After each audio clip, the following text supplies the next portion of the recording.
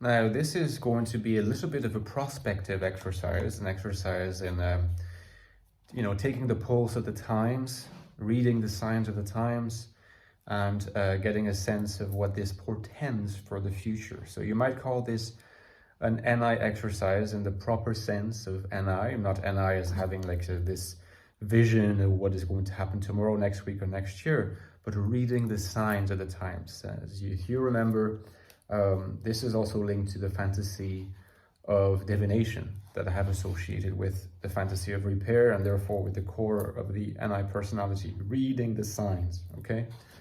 I think the younger generations are going to have to, deal with a unique set of issues like all generations do. So Generation Z and later Generation Alpha and later ones after that, I assume Beta is the one that comes after that, I guess. They'll be pretty young, so maybe no need to worry if they even exist yet. But the younger generations, certainly Generation Z, are having to deal with a unique set of issues that millennials, Generation X, and earlier generations didn't have to deal with in that particular form. And that means something also for typology, for relating to personality type. There's every indication that exploring your personality type remains popular with these younger generations. So there is no sign of that interest declining. However, if you pay close attention, you can already sense that their interest is a little bit different. And to me personally, and perhaps that's because I'm an old man to them, there are some worrying dynamics, and I want to address this because I think that approaching type, depending on how you approach it, this may lead you in a good direction or in a not so good direction. And so it's important to emphasize how this exploration of your personality type can lead you rather in a good direction, a productive direction, a direction that will enhance your resilience rather than in a direction that will make your resilience lesser and more brittle, So, there is this INFJ subtype that I've talked about a little bit, but it's true that I've talked about this subtype less than I have other subtypes, and this is the spinning INFJ, also called the polarized INFJ.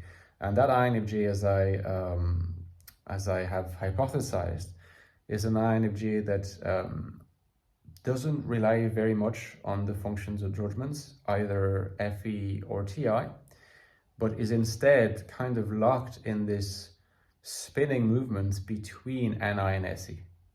Okay, so their NI looks like SE, their SE looks like NI, and they don't seem to be able to find an anchor in judgment to actually comfortably and resiliently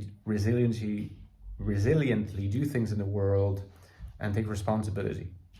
Now, I just want to emphasize that in these younger generations, we're still talking about a minority. I'm not saying that all Gen Z people are like that, but it still is a significant minority, and that is the worrying thing. Because a spinning or polarized INFJ, just like, its counterparts in other types, like polarized ENTPs or polarized ESFJs or what have you, are people who are going to feel kind of their own sense of alienation from the world, and particularly from the world of adults, in the sense of leading a life that accepts constraints, accepts that you can't have it the way you want all the time, that is able to manage delaying gratification, that's essential for building like an important and ambitious life project that matters to you, to give meaning to your life. There is this difficulty around the reality principle, basically, and it's interesting because previous generations often, in terms of their therapeutic challenges, the main enemy was guilt, guilt that they felt, anxiety coming from guilt and shame, right? The main enemies of the older generations, including myself. But these anxieties only emerge if your superego is strong, and if your superego is strong, then your functions of judgment are strong. Younger generations, a lot of them don't seem to have a strong superego at all, and there's reasons why this may have happened. The most common explanation that's given, and is in a sense parents wanting to give their children an education so different from the ones that they had, that they considered too disciplinarian, too harsh, and justly so, wanting to go completely in the opposite direction, where the child doesn't experience enough frustration, enough no's, enough no's, to what they might want to do or not do, which it turns out is very important, because it builds your superego, and your superego can be the source of anxiety via producing shame and guilt, so you're not reaching your ego ideal and so on, but it can also produce anxiety when it's not around and when you're lacking a frame. Personality type can be a way of having a frame, and the reason why a lot of young people are so interested in personality types is because they are consciously, but usually unconsciously, desperate to have a frame. They don't have that frame because they don't have a superego, or a very weak superego. And so personality type comes to, in their minds, in their fantasies, possibly supply an alternative frame that can bring down their levels of anxiety. We should not underestimate the extent to which young people feel intensely anxious in the face of the future, in the face of the world of work, responsibility, and so forth. And these anxieties are, to some degree, connected with an absence of superego, and not with an excessively tyrannical superego. And that's really one important way of understanding the generational differences in this case.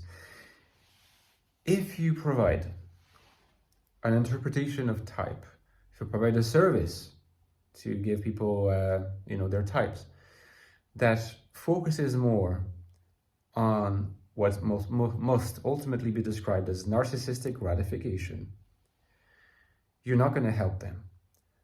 They have had enough narcissistic gratification. What they need is a frame, and what they need is a set of what they need, if you like, is a narrative that opens up their possibilities and also their limitations. Something that is full of promise, but is also realistic, that helps them to confront the reality of life in a way that they can come to feel like they're equipped to face it, because there's no way around that. You cannot remain a child forever. You cannot remain a youth forever. So there's all the more of a need to start thinking of type more responsibly as something that gives you magic, something that gives you imaginative powers, that gives you a horizon of possibilities, but always with the horizon of possibilities is a horizon of restrictions, or horizon of constraints, and a horizon of limitations, the notion of limit, okay? And that's what I want to do in my own work, that's what I want to do in my own consulting work, but this is not something that I see enough in the work of a lot of people who are popular in the area of, type training, type consulting, too focused on talking about how each personality type is great, is wonderful, and so on, but not really taking into account the reality principle. And if you want to do honest work, and most importantly, work that helps people navigate life and having a frame, you need to take into account this notion of limit. Not saying that it's all about limits, but there needs to be a development of the superego functions, and I believe that type exploration can help in that regard. Guys, don't forget I have a Patreon page. I'd be so grateful if you could consider supporting me on Patreon. The link is below. You get access to a whole library as a perk of deep dive videos where I go into detail about about topics that the Patreon community suggests. We've done NI and dystopia, we've done explorations of other personalities, we've done NI and magic. It's a lot of fun, and the patrons are loving it. You also get access to our Discord server, the Fourfold. So in return for a small amount, quite a small amount every month or every year. I could not do this work without you, so I'd be very grateful if you consider supporting me. And also, finally, don't forget about my 2 books. Also available at the links below. I have written 2 books on the INFJ. You might be aware of it or not aware of it. The two books are here. So you have the Ecstatic Soul, which is my first book on the INFJ, still going strong. A new look at the INFJ personality. Is the deepest look into the inner world of the INFJ that you will find online. So if you want a deep understanding of this type, you should get this book, as well as the sequel, The Infinite Soul, which takes up the work and looks at the outer world and the INFJ in the world. Often INFJs see the world as hostile, especially nowadays. This book looks at how INFJs can find meaning, purpose, and value in this world. INFJ life in the modern world, The Infinite Soul. Thank you so much, guys, and I'll talk to you tomorrow.